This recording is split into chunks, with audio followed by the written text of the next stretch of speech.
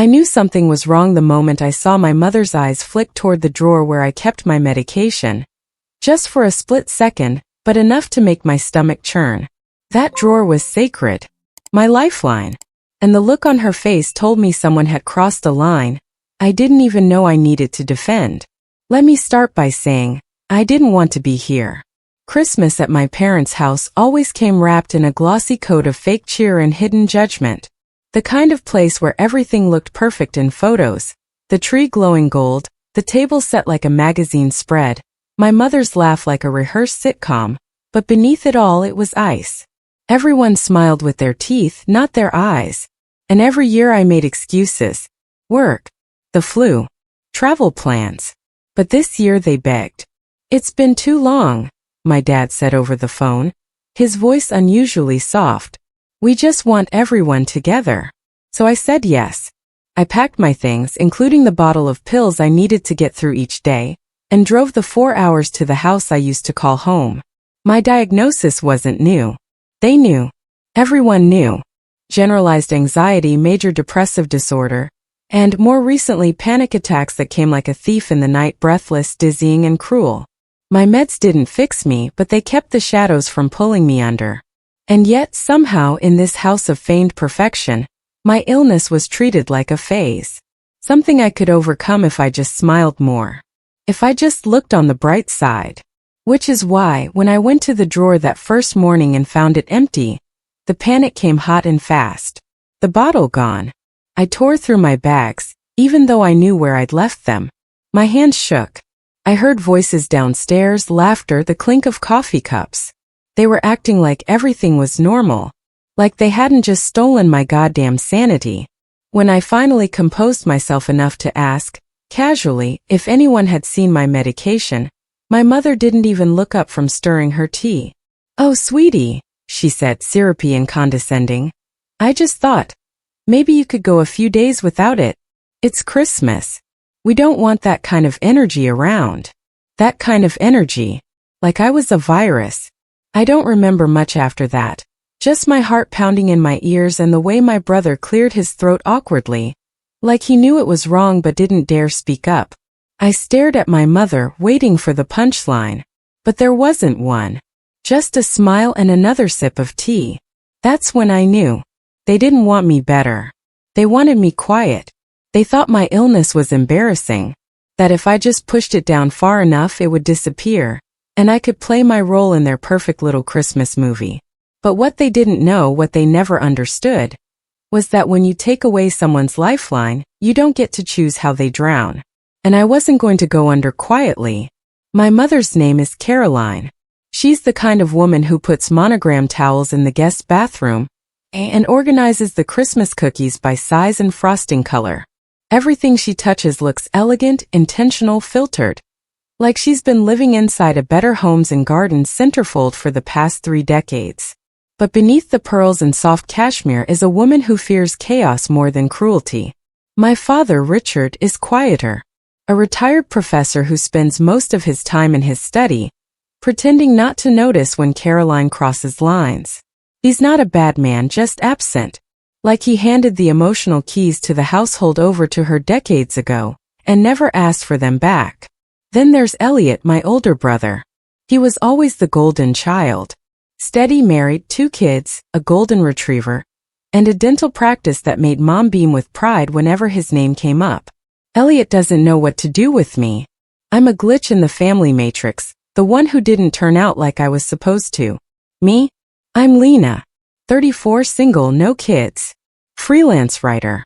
Diagnosed with anxiety and depression in my mid-20s after years of masking it so well I even fooled myself. I used to think I was just dramatic, moody, sensitive. But no, turns out I was mentally ill, and my body had been trying to scream that truth for years. But I manage it. I was managing it. Until my own mother took that management away like it was some fashion accessory I could swap out for the season. The first night I slept barely 3 hours.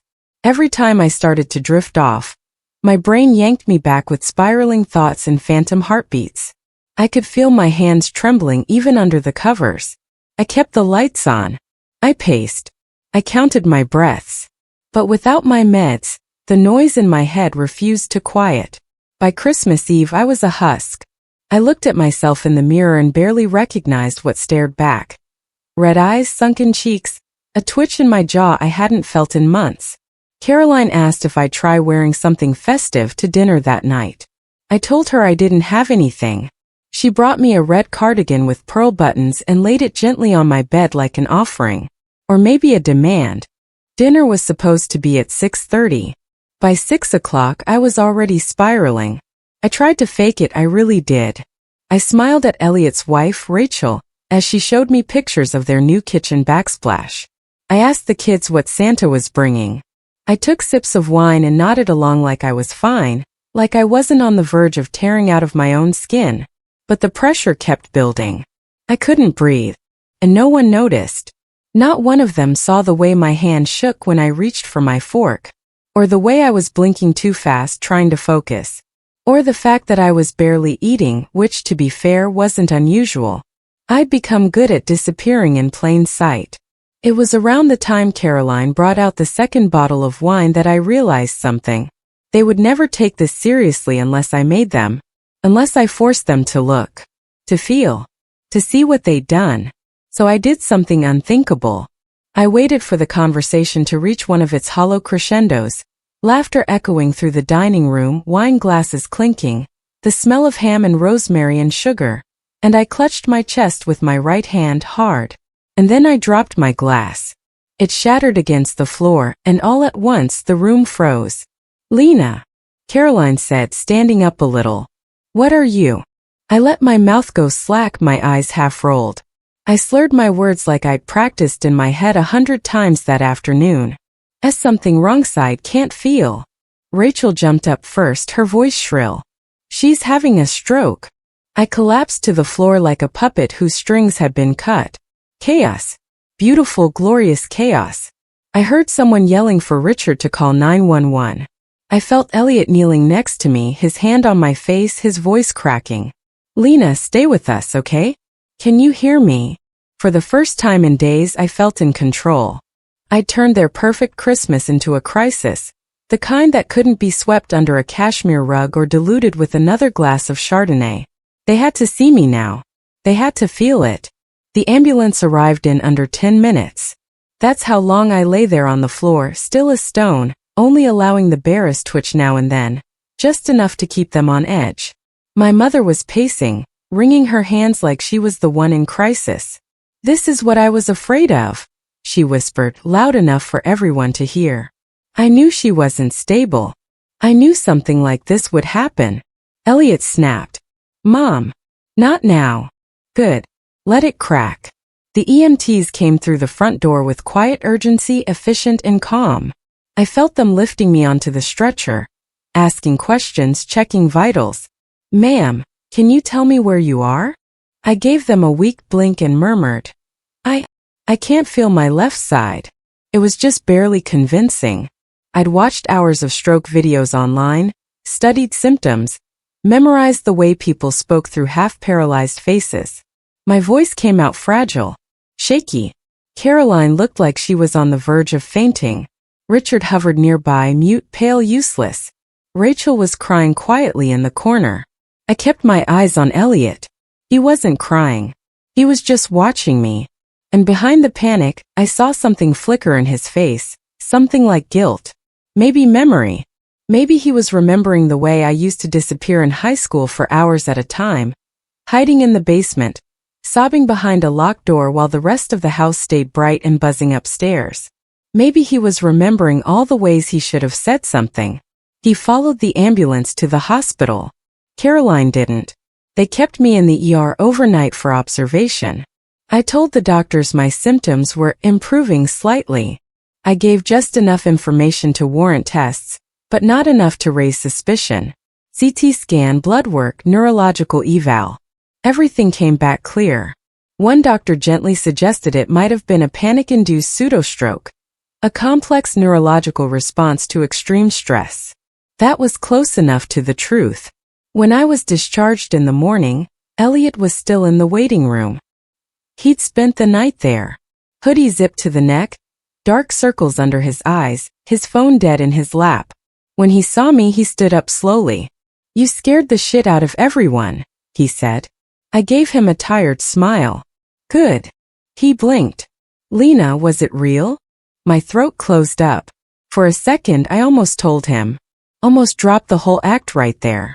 But then I remembered the empty drawer. The look on Caroline's face. The way she said that kind of energy like I was contagious. Instead I said, "What do you think?" He didn't answer. Just helped me out to the car in silence. Back at the house, things were quiet. Too quiet. The kids were upstairs, the presents still untouched under the tree. It was Christmas morning, but no one was smiling. Caroline avoided me entirely. Until that afternoon when she finally knocked on my door. "Lena," she said, voice soft, hands folded neatly in front of her. "I'm relieved you're okay." I didn't respond. She stepped into the room. "I think, and I say this with love, that you need help. Real help. Not just pills. A place. A program." I stared at her. "You took my medication." She didn't flinch. "I put it away. For your own good. For my good." I stood, voice rising. "You took the only thing keeping me tethered and thought I'd just sit here singing carols and pretending to be fine? I didn't want you to ruin Christmas," she said. Just like that. As if that was reason enough. I started laughing, the kind of laughter that hurts. "That sounds like crying. You didn't want me to ruin Christmas?" She stepped back. "You've always been so dramatic." There it was. The nail in the coffin. Dramatic. Not sick. Not suffering. Just dramatic. Like I was faking it for attention. Like I was 13 again, being told I was moody when I couldn't get out of bed for 2 days. I reached under my pillow, pulled out the now-recovered medication bottle I had found in the laundry cabinet hours earlier, tucked away behind a box of fabric softener. I shook it so she could hear the rattle. "You don't get to make decisions about my brain," I said, voice flat. "Not anymore." She tried to speak. I turned my back. I didn't go down to dinner that night. I didn't open the carefully wrapped presents labeled "To Lena" in her looping cursive. I stayed upstairs and swallowed my pill and watched the snow fall like ash against the window. The day after Christmas, the silence was louder than any shouting could have been. No one said a word about the night before. No apologies. No explanations. Caroline hummed softly in the kitchen while making coffee, as if pretending hard enough might rewind time and turn everything back into her curated holiday fantasy. The only thing different was the way she flinched when I walked into the room. Richard offered me toast and wouldn't meet my eyes. Rachel avoided me entirely. Only Elliot kept looking at me like he saw someone he hadn't met before. Like something in him was starting to crack open, just the tiniest bit. I sat at the table across from Caroline. No makeup. No mask. No performative smile. "So," I said plainly, "are you planning to drug test the mashed potatoes next year? Or just tie me to a chair and call it love?" She stirred her coffee once. Twice. Then set the spoon down with precision. "I didn't want you scaring the children." "The children," I said, laughing bitterly. "I had a full-blown panic attack last July in a Trader Joe's. You think that's something I control? You've always been high-strung, Lena, even as a little girl. And you've always needed everything perfect," I shot back. "Even if it meant pretending your daughter didn't want to die sometimes." Caroline's hand tightened around her mug. "Don't say things like that." "Why?" "Because it's impolite." I leaned forward. "You hid my medication, Mom. If I had a heart condition and you tossed my pills in the trash, people would call it abuse. But because my illness lives in my mind, you think it's optional." Her face twisted, a flicker of shame, quickly buried beneath composure. "I just thought, maybe if we had a peaceful few days, maybe you'd see that you didn't need it." "Peaceful for you," I said. "Not for me." There it was. Silence again. Only this time heavy. She knew she couldn't walk out of this one without blood on her hands. I stood up and left her at the table. Later that afternoon, Elliot knocked on my door. He didn't wait for me to invite him in. He just opened it quietly and sat on the edge of the bed. His shoulders were slumped. His fingers nervously traced a seam in the comforter. I should have said something, he said. I stared at him. When? He didn't look up. When I saw her take your bottle. It was the day before you got here. She told me it was just a precaution, that you were over-medicated. I closed my eyes. I didn't agree with it, he added quickly. But I didn't fight her. Because that's what we do in this house, I said. We don't fight. We avoid. We sweep. We smile. And people like me fall through the cracks. He finally looked at me. I didn't want to lose her. That stung in a way I hadn't expected. So you chose her over me. He winced. I didn't choose. I froze. I let that hang in the air. I believed her, he admitted after a long pause. I mean, part of me wanted to believe her. That if you just didn't take the pills for a few days, maybe you'd be okay. I've never been okay, I whispered. Not the way you mean. But I manage. That's the victory. I know that now. Silence again. But this one didn't feel hollow, it felt full. Of history. Regret. Words never said. Then he did something I never saw coming. He reached out and took my hand. I'm sorry, he said. For every time I acted like you were making it up. For laughing at your weird moods when we were kids. For thinking you were lazy when you couldn't get out of bed. For not asking questions when you stopped showing up to Thanksgiving 2 years in a row. For not protecting you. A lump formed in my throat. I didn't fake the stroke for attention. I know.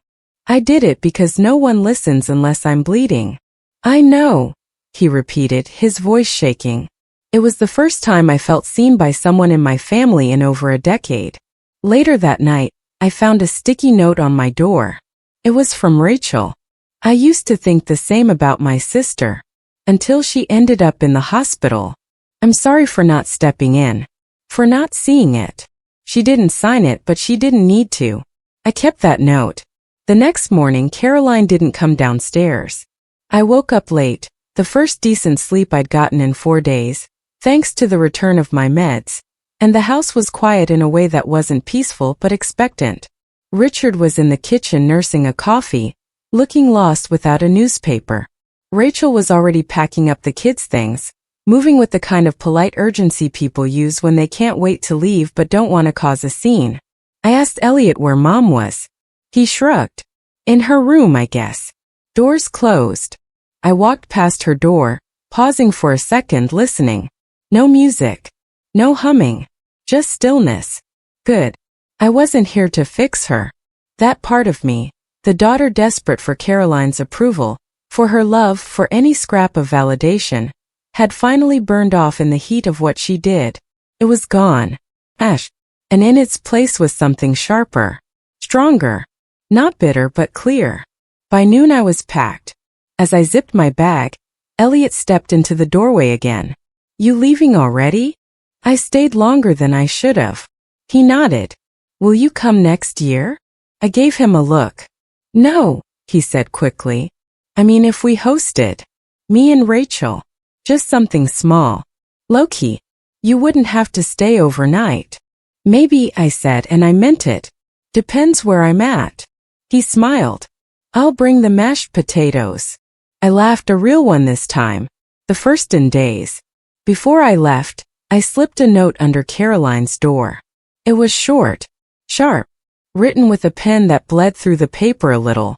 You don't get to decide which parts of me are acceptable. I'm not a version of myself you get to edit. I'm not dramatic. I'm not dangerous. I'm mentally ill and I'm still worthy of love. If you want to be in my life, you meet me where I am. Not where it's convenient for you. You took something from me. And I'm taking myself back. I didn't wait for a response. I didn't care if she read it and tore it up or burned it or hid it beneath a pile of tinsel and lies. I just needed to say it. For me. As I loaded my car, Rachel came out onto the porch. Her eyes were tired but kind. I left something in your bag, she said. I raised an eyebrow. Should I be worried? She laughed softly. No. Just a little book that helped me when I didn't know what to say to my sister. Thought you might pass it on to someone someday. I nodded, unsure what to say. She stepped forward and hugged me. I see you now, she whispered. Even if it took too long. Driving away from the house felt different this time. For years I left this place with guilt clinging to me like wet clothes, guilt for not fitting in, for being the problem, for being too much. But now I felt lighter. Not healed. Not magically cured. But free. I had reclaimed something vital. Not just my medication but my voice. And the thing about faking a stroke? It wasn't about revenge. It wasn't even about the drama. It was survival. Sometimes the world doesn't listen until you scream. Sometimes people don't see you until you fall. I don't regret it. I don't regret making them look. What Caroline did wasn't a simple overstep. It was a violation, a cruel erasure of my autonomy. And if she never apologizes, never changes, that's not on me. I'm not here to make her comfortable anymore. I'm here to live. And living for me means taking the damn pill. Going to therapy. Saying no. Saying enough. Choosing my health over their comfort. When I got back to my apartment, I unpacked slowly. The book Rachel had slipped into my bag was called Loving Someone with Mental Illness. Inside, she'd written a short message on the first page. It's not your job to be less sick so they feel less guilty. Just be you. The people who matter will catch up. I sat on the floor and cried until my chest ached. Not from sadness. From relief. I don't know what next Christmas will look like. But I do know this. I will never disappear quietly again.